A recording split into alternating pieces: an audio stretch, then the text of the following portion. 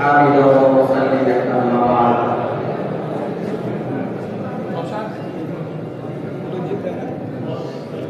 أعوذ بالله من الشيطان الرجيم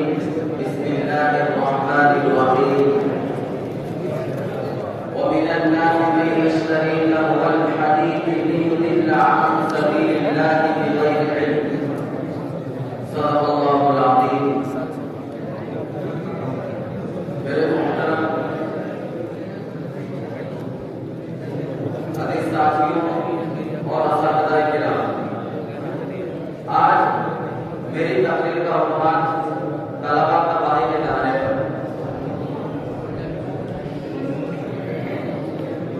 باطل طاقتیں، باطل تحریکیں اور دجال زندہ اس طرح ہماری نئی نسلوں کو تباہ کرنے میں مشغول ہیں، ہم اس کا صحیح اندازہ بھی نہیں لگا سکتے۔ اس کے نیٹ ورک اتنے فل پاور ہیں کہ ہمارا اس کے احاطے سے باہر نکلنا نہایت دشوار اور امپاسبل ہے۔ زیر حلال اور تباہی و بربادی کے اسباب کو اس طرح سے مزین کر کے اور ہائی لائٹ کر کے پیش کیا جا رہا ہے کہ نئی نسل اس کے خریدنے، اس کو اپنی زندگی کا ایک حصہ اور بنانے پر مشغول ہو رہی ہے اور دنیا کے تمام تر ترقیات کو اسی میں منحصر سمجھ رہی ہے۔ چنانچہ باطل طاقتیں اور دجالی نظام کا ایک اہم مشن یہ ہے کہ ان کو نبیدہ برجوں کے ذہن و دماغ پر اس طور پر محنت کی جائے کہ ان کے اندر سے صحیح سوچنے کی صلاحیت، صحیح سمجھنے کی طاقت مفقود ہو کر رہ جائے، انقلابی مزاج باقی نہ رہے۔ لہذا اس کے لیے انہوں نے بہت ساری اسکیمیں چلائی، ان میں فیس بک، واٹس ایپ، یوٹیوب، ٹویٹر وغیرہ کو ایک امتیازی حیثیت حاصل ہے اور یہ ان چیزوں کو فقط اس وجہ سے عام کر رہے ہیں کہ اس میں منہمک ہو کر وہ طلبا جو مستقبل کے چڑھاتے ہیں وہ اپنے مقصد سے ہٹ جائے، وہ اپنے مقصد میں ناکام ہو جائے، ان کی علم سطح محدود ہو کر رہ جائے، ان کی سوچ و فکر محدود ہو کر رہ جائے۔ کیوں؟ اگر ان کے اعلیٰ مینار پر ہوں گے، ان کے بلند مینار پر ہوں گے، ان کی سوچ بھی بلند ہوگی، ان کے ارادے بھی بلند ہوں گے، پھر یہ شاہین کے جگہ رکھیں گے اور جب کبھی بات کی طرف دیکھیں گے ان کا وہ شدہ سرمایہ ان کے ہاتھ لگ جائے گا اور انہیں یہ بات یاد آ جائے گی وہ ہمیں تو تھے جنہوں نے دریاؤں کو پورے توڑا دیے تھے، وہ ہمیں تو تھے جنہوں نے پیسوں کو اس طرح کے ڈھکن چھین لیے تھے، وہ ہمیں تو تھے جنہوں نے دنیا کے سپر پاور کی اینٹ سے اینٹ بنا دی تھی، وہ ہمیں تو تھے جن کی آواز پر جنگل کے پرندوں نے جنگل خالی کر دیا تھا، وہ ہمیں تو تھے جنہوں نے بربرقوم پر تسلط قائم کیا تھا، وہ ہمیں تو تھے جنہوں نے اردو اپنے پرچم لے رہے تھے، وہ ہمیں تو تھے جنہوں نے ہندوستان میں 800 سال تک اپنی عظمت و سلطنت کا سکہ بٹھایا تھا، وہ ہمیں تو تھے جنہوں نے سارے عالم میں اسلام کا ڈنکا بجایا تھا۔ پھر کیوں آج ہم کرے جو خواہ ہو رہے ہیں، آج ہم کی دوسرے کی غلامی کو قبول کر رہے ہیں، پھر کیا ہوگا؟ ان کے اندر خالد بن ولید کی جنگ مہارت، حیدر کرمان کی شجاعت، صلاح الدین ایوبی کی ایمانی فراست، طارق بن زیاد غزنی مکمل اور محمود غزنوی غیرت کی اور دنیا کو بدل دیں گے۔ حضرات، اسی لیے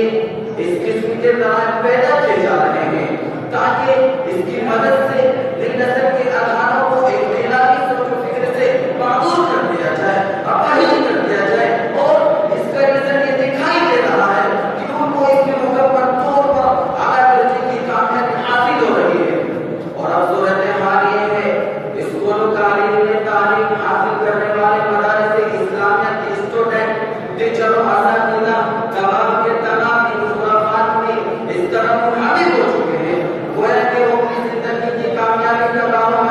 اسی پر سمجھ بیٹھے ہیں، اسی پر لٹریچر لے کے جا رہے ہیں، مقالے لے کے جا رہے ہیں، مضمون نگاری کی جا رہی ہے اور اپنی علمی صلاحیت کو اظہار کیا جا رہا ہے۔ میرے عزیز ساتھیوں، صرف ذہنی طور پر کمزور کر دینا ہی نہیں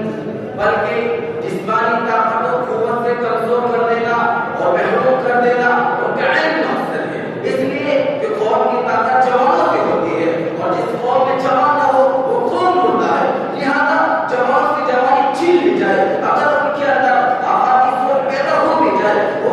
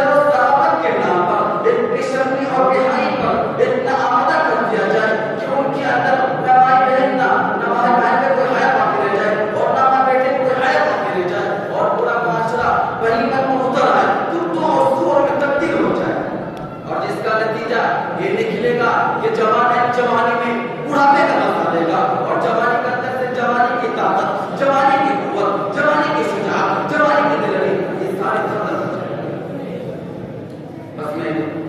چند باتوں پر